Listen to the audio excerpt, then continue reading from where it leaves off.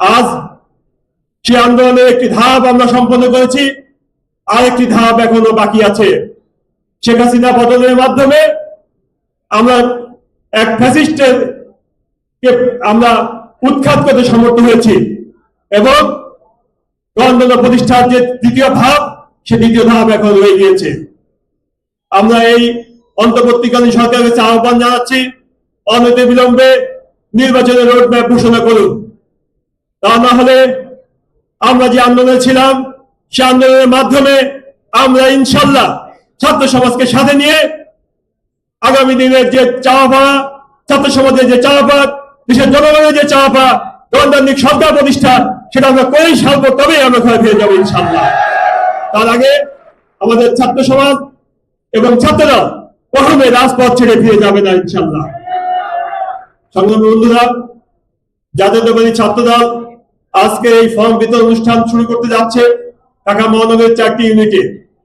আমি ছাত্র বিষয়ক সম্পাদক হিসেবে বলতে চাই, আপনারা প্রতিটা শিক্ষা প্রতিষ্ঠানে, প্রতিটা স্কুল কলেজে এবং পাড়ায় মহল্লায় আপনারা ফর্ম বিতরণ করবেন এবং আপনারা ছাত্রদের সেন্টিমেন্টকে ধারণ করেই আপনাদের সামাজিক কর্মকাণ্ড পরিচালনা করবেন। কারণ আমরা এতদিন 5 তারিখের আগে, 5ই আগস্টের আগে আমরা রাজপথে ছিলাম একটি চিন্তা ভাবনাকে কেন্দ্র করে, সেটি হচ্ছে ফ্যাসিস্ট হাসিনা পতনের আন্দোলনকে কেন্দ্র করে। আর 5 তারিখের পরে আমাদের সেই চিন্তা ভাবনাকে আমরা চেঞ্জ করে এখন দেশ গড়ার আন্দোলনে আমরা সামিল হয়েছি বন্ধুরা। আমরা সুতরাং প্রত্যেকটা শিক্ষা প্রতিষ্ঠানে আপনারা যাবেন, সাধারণ ছাত্রছাত্রীদের চাওয়া পাওয়াকে ধারণ করে, সেন্টিমেন্টকে ধারণ করে আপনার আগামী দিনে ছাত্রকে কিভাবে শক্তিশালী করতে হয় সেইভাবে আপনারা ফর্ম বিতরণ করবেন এবং আমাদের ছাত্রদের সামিল করবেন।